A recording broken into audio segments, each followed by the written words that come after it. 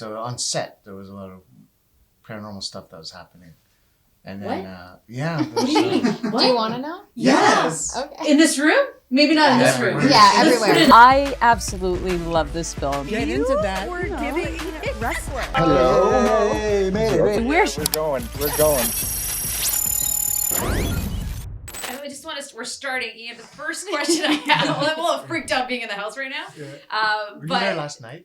No. She watched it Friday and hasn't slept. In the house? No, the screening. We were on Friday. We went on screening on Friday. So since Friday, I've been having thoughts about it every night. But for you to have this film out, knowing that you wrote this and in this house, how are you feeling now? I'm feeling like I'm feeling a release. You know, it's already out of my mind. Yeah. It's already here and it's out there. I'm sharing it. Yeah. So the load is lighter. Yeah, once you transfer a curse to someone else, Yeah. you don't have to feel it anymore. Right. Yeah, that's why. Like in It Follows, right? So yes. You have to release. Transmute. You have to transmute it to someone else. Yes, you've already transferred it to her. Yeah. And now she's got to carry it. That's fine. I'm leaving right now. But the idea that you wrote that here with your parents who were sick in this house and you're in it now, where was your mind going at the time when you were writing all these words that were in a very dark place? I was feeling everything that Evie was feeling because I wanted to get out, but then I started feeling guilty for wanting to leave because I love my parents, and they took care of me, so it's kind of I just went down this cycle, and then I wrote that. Well, Evie starts doubting if she could be a good mom, and I wrote that into Jessa's character, how she's pregnant, and she's listening to nursery rhymes backwards, so she's getting the opposite emotion of what you should feel. You should feel happy, right? And she's kind of like looping the other way, like counterclockwise. Yeah. Like at the point where the second hand just goes the other way. So, yeah, I felt like that. Yeah. I was in a loop, and I had to break it somehow. And this film was a good way to break that loop. Wow. Yeah. With Click and Tell, we go through photos. Some of them your social, some of them obviously about the movie. We'll get there. We didn't get you taking your thirst traps. Don't worry about it. But we wanted to start with this because, this is where we are. And this is just not too long ago with the two of you. What were the conversations like between the two of you in these moments when you were putting this character together, trying to get this right? Oh, it was Nina getting into Evie's head. And I think at that moment you were showing me your script, and you had written something on the script. I had, yeah. Yeah.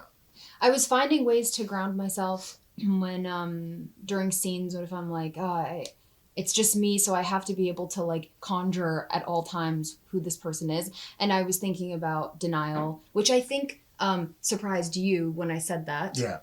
Because you don't always notice what you're doing when it's you. Mm-hmm. So I felt very I'm like, hey, Ian, I think this is what you do sometimes, or what you were doing at the time. What I was doing. Because I was focusing a lot on guilt.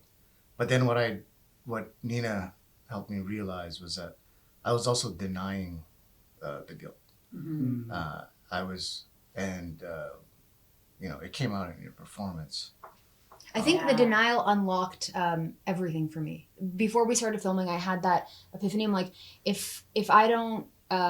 if I deny my feelings, I won't have to feel them. Oh. And suddenly I was like, oh my God, everything now makes sense. The way she acts now, in every situation, makes sense to me. Mm-hmm. And then I told him, I've written this statement down all over. Mm-hmm. And then whenever I'm feeling oh, what am I doing? What's going on? Because so much of making the movie was like a loop. We're doing the scenes in the same house over and over. I'm like, where am I? Where am I? Where am I? Okay, get this statement and then talk to Ian and be like, wait, so this happened before. This is what she knew in order to situate in each moment.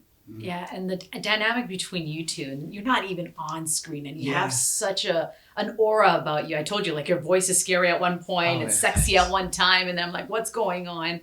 How would you say your character kind of brought the story to life when it comes to the dark side? Because he was just bringing videos to the podcast, but he really set a tone. He said, an undertone of Undertone. Yeah, and Evie's kind of a denier on the podcast as well. She's in denial of these supernatural elements. I think it was fun playing the believer side of things. I've definitely had, looking back, some maybe paranormal experiences in life. I mean, I'm sure we all have without realizing it. You know, it's just if you're open to how you perceive it. But yeah, it was just a lot of fun getting to explore that with Nina and work on our backstory and create this sense that these characters they go way back and that they have a care for each other. And I think Evie's feeling like, you know, she's doing all of this caregiving for other people who's caring for her, clearly not her boyfriend. No, you know, I feel like Justin's maybe like one of the few people that is showing her that.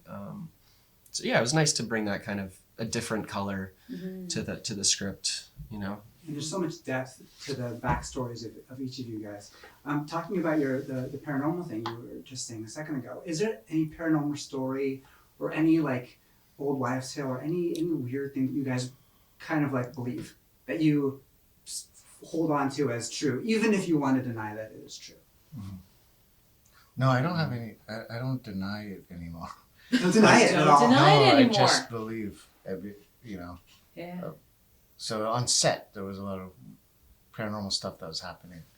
And then, yeah. What do you mean? Do you want to know? Yes. Okay. In this room? Maybe not in this room. Everywhere. Yeah, Let's everywhere. put it in a different room. No, in this room. I was in this shit. room. Okay. That light, all flickered. They were flickering by itself before we replaced the light bulbs. When the camera guys came in, it was happening, and it was happening before that too. When I was alone in the house, it was like. So is there a spirit in this house? Is it a good spirit or? It's a good spirit. Okay. Okay. Because it was anything I was writing started, like a lot of that started happening, and it's almost like the spirit was helping me manifest these things into reality, which eventually resulted in this movie. Because even the movie is so, when I watch it, I feel like it's flawless, but it's only flawless because of little things that I didn't control at all happening. And it's almost like, same thing with the lights. It's like I don't control these things. I just wrote it. I wrote it with an intention to manifest it. Like there was that long take at the end. Yeah. The first two takes, the footage is all glitched. So it was scary to even see the glitch. We're like, what happened to this two footage, right? Yeah, people were hearing whispers on set. People were hearing whispers. So, you know, Evie hears Mama praying and then pushes out gets out of her bedroom, and we push down the hallway into a dark room and we can hear whispering. So yeah, there was Natalia, our makeup, when I came in, she says, Ian, how long have you been here? And I said, I just got here. She said, I heard you calling me upstairs. Calling me upstairs. And then there was one time, do you remember in one of the recordings, Jessa describes waking up and there's a shadow beside her in bed. Yeah. And she starts praying, and the shadow starts mocking her. And anyway, I saw Michelle and said, I have the weirdest nightmare. And she described that, but she hasn't heard the audio recording. And she didn't read that part in the script. Michelle is so connected to everything. She's so she brought such a sense of like grounded spirituality whenever she came on, and she's just so connected to that, tapped in. So having her around just makes everything feel more magical. I don't know how to explain it, which is so needed for this specific movie. It's almost like part of it was a documentary. Yeah. Given that the stories were actually in the film. Yeah. So much of what you're talking about. Yeah. Crazy. We're getting a wrap right now, but I just want to hear you sing Blah Blah Black Sheep because You want to hear me sing it? I do. If I have to sing it, you're singing it with me. Okay. Oh, I'm off. You don't want me to sing. You Okay. have to sing it But backwards. just your voice when you right when the film starts, Oh, it takes you right into the storyline. Yeah. And I just it was brilliant. So Oh, thank or you could just say it. No, okay, but I will say, like, with that, I was like, she's so broken. I'm like, where is the voice? And I didn't want to be, like, sound good. Which I think a lot of this movie is like, oh, well, thank you. Baba Black Sheep. That was very comedic. I don't think. Thanks so much. Congratulations, you guys. It's a brilliant Thank film. you. Thank you so Thank much. you so much.